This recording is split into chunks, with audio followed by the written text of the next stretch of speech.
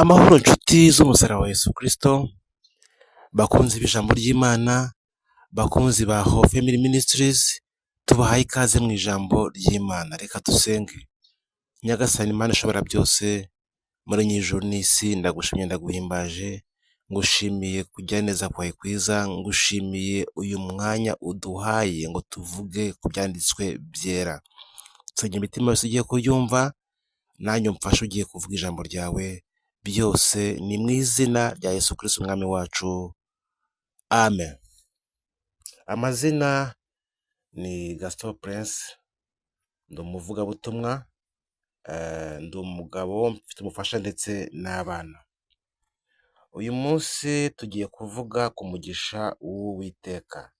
Imigani 10:22 haravuga ngo umugisha Uwiteka atanga uzana ubukire kandi nta mubabaro yongeraho.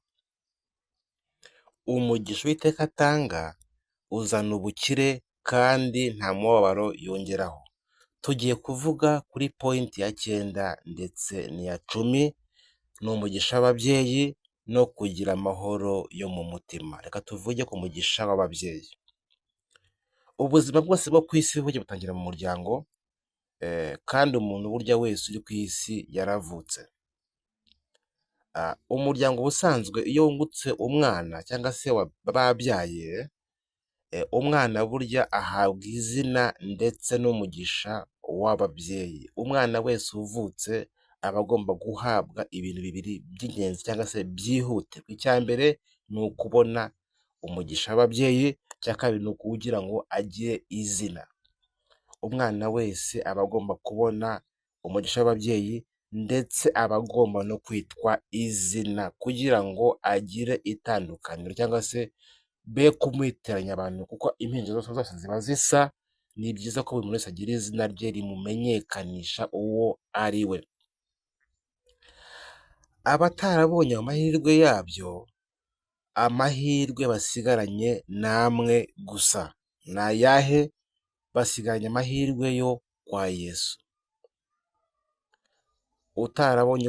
Utarabonye tuvuge rimwe na rimwe wenda cyangwa se umwana yaravutse, avuka ababyeyi be wenda wenda bitabye Imana, avuka atababona, arangije ntiyabona umwita izina cyangwa se wenda bamwita izina risanzwe rya bebe rihuyeho n'abantu bose.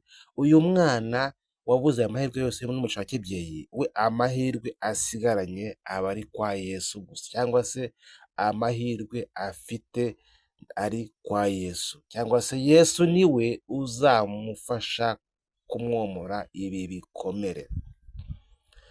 Mu migisha y'ababyeyi batanga, burya ni ibintu byinshi ababyeyi batanga. Mu migisha yabo batanga harimo kwita umwana izina kandi rifite ubusobanuro bwiza, kurera abana neza, kubatoza kubaha n'ibisabwa byose.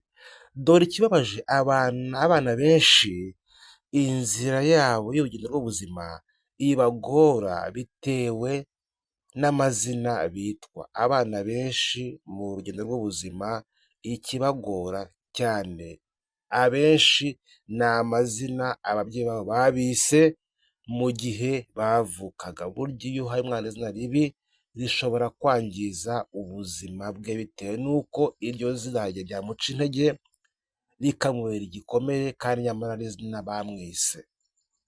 Niyo mpamvu ababyeyi mugomba guha abana amazina meza, kandi ikindi mukabaha umugisha w'ababyeyi.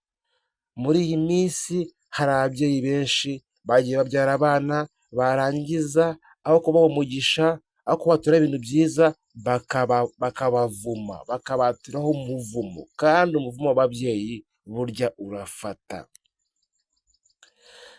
Dore urugero rwa Bibiliya. Tugiye kuvuga kuri Yabesi, ingoma ya mbere 4:9-10. Ingoma ya mbere igice cya 4 kugera kwa 10 haravuga ngo Yabesi yarushaga bene se icyubahiro, kandi nyina yamwise Yabesi kuko yavuze ati namubyaranye agahinda. Yabesi atakambira Imana ya Isiraheli ati icyampa ukampa umugisha rwose ukagura imbago yanjye, kandi ukuboko kwawe kukabana nanjye, ukandinda ibyago ntibimbabaze, nuko Imana imuha ibyo yasabye. Yabesi uyu nguyu yavukiye mu gikomere, nyina amubyara yamuhaye izina, apfa kumwita izina aravuga ngo ni Yabesi, yavukiye mu mubabaro. Iri zina rifatiye umwana akajya ahura n'ibibazo byinshi ku isi bitewe n'izina afite. Gusa amahirwe nayo yari asigaranye yari ayo kwa Yesu, kuko yaravuze ngo Mwami Yesu, Mana ya Isiraheli, icyampa ukampa umugisha rwose, make yifuje umugisha, ukagura imbago yanjye, kandi ukuboko kwawe kukabana nanjye, urumva, ukandinda ibyago ntimbabaze, nuko Imana imuha ibyo yasabye. Yabesi amahirwe yabuze ku babyeyi yayabonye ku Mana. Ubundi Yabesi bisobanuye iki? Yabesi bisobanura umubabaro mwinshi cyangwa uwarazwe uwo mubabaro, sorofu, umubabaro mwinshi. Mu nshingano ababyeyi bagomba guha abana, burya harimo no guhana abana. Umwana iyo akoze ikosa ukarimwereka akabona ko akoze ikosa ukamuhana, bituma umwana agororoka. Kandi umenye ko nimudahana abana banyu bakangirika mwanze kubahana, imbere y'Imana muzabibazwa. Babyeyi nimwumvireho. Imigani 23:3 baravuga ngo ntukajye guhana umwana wawe, kuko numukubita umunyafu atazapfa. Mwabyumvise? Ugomba guhana umwana wawe, kuko numukubita akanyafu ntabwo azapfa. Ni akanyafu, ntabwo ari inkoni. Akantu kamukebura katamubabaza, ahubwo kamukebura kugira ngo umwana akosore amakosa yakoze.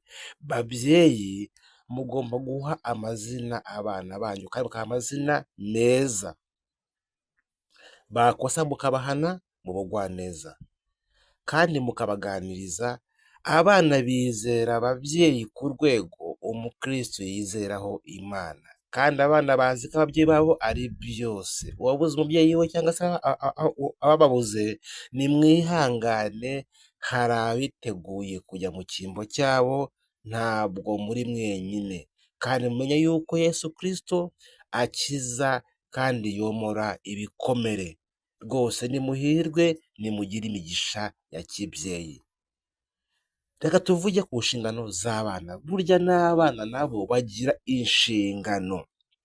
Inshingano ya mbere y'abana ni ukubaha ababyeyi cyangwa se ababarera. Kubaha biri mu bituma umwana arama. Iyo utubaha ababyeyi mwana, abakurera, iyo utumvira ababyeyi cyangwa se abakurera, burya urakenyuka kandi ntacyo wageraho. Iyo utumvira ababyeyi bawe cyangwa se abakurera uri umwana, menya yuko ntacyo uzageraho. Kuva 20:12 haravuga ngo wubahe so na nyoko, kugira ngo uramire mu gihugu Uwiteka Imana yawe iguha. Wubahe so na nyoko kugira ngo uramire mu gihugu Uwiteka Imana yawe iguha. Abefeso 6:2-3 haravuga ngo wubahe so na nyoko, iryo niryo tegeko rya mbere kandi riri mu isezerano Imana yahaye abana. Abana ngo nimwubahe ba so na ba nyoko, ni itegeko Imana ibahaye. 3 hakavuga ngo kugira ngo ubone amahoro uramire mu isi. Bana mwumvishe ko kugira ngo umwana aramire ku isi bisaba kugira ngo yumvira se na nyina, kugira ngo aramire mu isi. Umwana wese wumvira ababyeyi, abamurera wese ararama. Bivuze ngo umwana utumvira ababyeyi, abamurera, uyu mwana we arakenyuka. Reka tuvuge kugira amahoro yo mu mutima. Amahoro ni ijambo rigari, ni ikintu gihangayikishije iyi si, ariko ni impano ikomeye Imana itanga, ndetse n'imwe mu mbuto z'umwuka wera. Burya amahoro abamo uburyo bubiri. Hari amahoro mu buryo bw'abantu n'amahoro Imana itanga. Ubundi Imana irema umuntu yamuremanye amahoro yo mu mutima, akoze icyaha atakaza amahoro y'Imana, asigara yishakira aye, ayo niyo yitwa amahoro y'abantu. Iyo utakaje amahoro y'Imana kuko wakoze ibyaha, birangira amahoro wowe uyishakiye, aya mahoro uri kwishakira niyo yitwa amahoro y'abantu. Ubundi ibiremwa byose bikenera kubaho mu mahoro, ariko tugiye kuvuga cyangwa se turibanda cyane ku mahoro Imana itanga, cyangwa se amahoro atangwa n'Imana. Aya mahoro Imana itanga uyagira mu gihe cyose, ahantu hose, mu buryo bwose. Kandi abantu kuva kera batakaje amahoro. Ubundi mu buryo bw'abantu kuva kera, amahoro abantu bari bayafite, bagomba kugira ngo bayaharanire cyangwa se bayabungabunge, ariko amahoro bayatakaje, amahoro y'Imana bayatakaje, batangira kugenda bayishakira. Kandi amahoro y'Imana mu mitima yabo yari arimo, ntaho yagombaga kujya, ariko bayatakaje batangira kugenda bayashakashaka, bayihimbira kuko bayatakaje. Impamvu ni iyihe? Ni uko iyo umuntu akoze ibyaha ntiyihane, amahoro y'Imana ahita ayatakaza, agasigara ayihimbira, kubera ko ubusanzwe umubiri w'umuntu wemerewe kuba mu mahoro. Iyo rero amahoro atakaye, umuntu wakoze ibyaha atabyihanye atangira kuyishakashakira ngo cyangwa se kuyihimbira. Itangiriro 3:10, arayisubiza ati, numvishe imirindi yawe muri iyi ngobyi, ntinyishwa nuko nambaye ubusa ndihisha. Adamu yumvise imirindi y'Uwiteka ngo aje mu ngobyi ya Edeni, ngo arangije ngo aratinya, atangira kwihisha ko yambaye iki? Ubusa. Adamu na Eva bari mu Edeni, nta myenda bari bambaye, kandi ntabwo babonaga ko bambaye ubusa, ariko bamaze gukora icyaha, amaso yabo atangira kubona bambaye ubusa, make amahoro arabura, batangira kugenda bihisha, bagira ubwoba. Kubera iki? Kubera ko amahoro y'Imana iyo uyatakaje, utakaje ubusabane bwawe n'Imana, iteka ryose amahoro ahita abura, kandi urihisha kubera ko ugira ubwoba. Reka tuvuge kuri Dawidi. Dawidi uyu nguyu, Dawidi yari umwami wa Isiraheli. Nawe yakoze icyaha, asambana n'umugore wa Uriya Batisheba, ntiyihana icyaha, amahoro mu mutima yabuze, birangira yishe umugabo we ngo wenda arebe ko amahoro yagaruka, amahoro biranga, amahoro aranga arabura. Dawidi amahoro arayabura pe, kandi ari umwami afite byose. Kuki amahoro yabuze? Nuko yari yakoze icyaha. Iyo ukoze icyaha ntukihane, uko umubiri umeze automatically umubiri uhita ugira ubwoba. Amahoro yabuze iyo ukoze icyaha ntukihane, amahoro ahita agenda, uhita uyabura, utangira kugira ubwoba kubera ko wakoze iki? Icyaha. Kandi ubusabane bwawe n'Imana buhita bugenda. Ariko iyo wihannye ibyaha ukaza imbere y'Imana, ubusabane bwawe n'Imana buhita bugaruka, ya mahoro ahita kugarukaho. Ababuze amahoro babaho bate? Iteka ryose amahoro uwayabuze wese arimo ayishakira. Hari abiyabuza ibisindisha, hari abanywa inturire, ibiyobyabwenge byinshi, bagira ngo bareke amahoro yagaruka. Ayo mahoro aza mu isaha imwe, mu yindi saha akaba aragiye.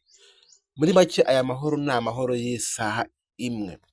Niyo mpamvu ubona habaho imiryango iharanira amahoro ku isi mu buryo bw'abantu, gusa amahoro y'abantu ntabwo atinda, ameze nk'ikinya, iyo kigushizemo uburibwe buragaruka. Amahoro abantu bishakira burya ameze nk'ikinya, iyo kigushizemo n'ubundi buribwe buragaruka. Niyo mpamvu ubona ku isi amahoro aza hamwe mu gihugu kimwe, ugasanga ikindi kirayabuze, imyaka ibiri ahandi arahavuye, ahandi amahoro arabuze, ahandi barayafite, kubera ko amahoro ayo ni amahoro abantu bishakira, ntabwo ari amahoro ava ku Mana. Amahoro ava ku Mana yo umuntu wese iyo yihannye ibyaha, aya mahoro Imana ihita iyaguhereza mu mutima wawe. Impamvu amahoro yo ku isi ataramba, ni uko ari amahoro y'abantu bishakira. Ubundi kugira amahoro bisobanuye iki? Ubundi kugira amahoro harimo kuryama ugasinzira, nyine umutima ukumva uratuje, nta bwoba ugira, ufite amahoro mu mutima. Ikindi wakira ubushake ndetse n'uburinzi bw'Imana. Ni ukwakira amahoro, kwakira ubushake bw'Imana ndetse n'uburinzi bwayo. Ibyo ngibyo ubwabyo biguha amahoro. Iyo uryama ugasinzira ufite amahoro mu mutima, uryama ugasinzira. Ikindi uryoherwa n'ibyo Imana iguhaye. Ikindi wakira ubushake ndetse n'uburinzi bw'Imana. Ikindi uraryama ugasinzira. Abantu bose Imana yahaye amahoro mu mutima, burya aya mahoro ubwayo aranabarinda, baba bafite kurindwa n'Imana. Zaburi 23:6 baravuga ngo ni ukuri kugirirwa neza n'imbabazi bizanyomaho iminsi yose nkiriho, nanjye nzaba mu nzu y'Uwiteka iteka ryose. Aya ni amahoro agumaho. Haleluya. Bibiliya ivuga abagabo babiri, Pawulo na Sila, ngo bajyanywe mu nzu y'imbohe. Abagabo bamaze kujya mu nzu y'imbohe, aho kugira ngo baryame basinzire bihebe, ahubwo batangira guhimbaza Imana, barasenga, bararirimba. Nawe ushimwe. Pawulo na Sila bageze mu nzu y'imbohe, ngo bararirimba, izindi mbohe zirabumva. Bari mu nzu y'imbohe ariko bafite amahoro mu mutima. Abangaba kugira ngo basinzire, aho kugira ngo bihebe, bararirimba, barahimbaza, barishima, ngo n'izindi mbohe zose ngo zirabumva. Kubera iki abantu bahimbaje kandi bari mu nzu y'imbohe? Nuko bari bafite amahoro yo mu mutima. Ibyakozwe n'Intumwa 16:25 niho hari iyi nkuru. Reka tubagire inama. Burya ikigarura amahoro mu mutima ni uko umuntu yihana ibyaha, nibwo ugarura amahoro yatakaye. Umutima iyo wihannye ibyaha ugarura amahoro yawo, ava ku Mana, kandi agarura ubusabane, cyangwa se amahoro agarura ubusabane bwawe n'Imana. Iyo amahoro akujeho cyangwa se iyo wihannye ibyaha, bituma amahoro y'Imana akugaruka mu mutima. Ikindi ubusabane bwawe nayo buragaruka, kuko wavanyeho urusika rwari rugutandukanya n'Imana. Nubwo waba uri mu bibazo by'iyi si, ufite Yesu agira amahoro. Ntabwo abantu bari muri Yesu amahoro yabo barayahorana. Amahoro yabo barahorana, kubera ko aya mahoro aturuka ku Mana direct. Uwavanyeho ibyaha wese amahoro mu mutima ahita yinjira, kubera ko urusika rutandukanya Imana n'abantu uba urukuyeho. Iyo ibyaha bije biragukingiriza ntubone ineza y'Imana. Iyo ubikuyeho bifungura ubusabane bwawe hagati y'Imana. Kandi aya mahoro ntabwo ava mu byo umuntu atunze, ahubwo aya mahoro aturuka ku Mana direct. Haleluya, haleluya. Aya mahoro niyo nkwifurije mwene data, kugira ngo ugire amahoro ava ku Mana. Aya mahoro iyo umuntu avanyeho ibyaha, ubusabane bwe n'Imana buhita bugaruka, kandi amahoro mu mutima ahita yongera akagaruka, cyangwa se ahita yongera akaboneka. Hashimwe Uhoraho udushoboje kumva neza igisobanuro cy'umugisha. Muhabwe imigisha mwebwe mwese mwabanye natwe kugera ku musozo w'inyigisho. Muhirwe, umugisha w'Uwiteka ubabeho. Amen, amen, amen.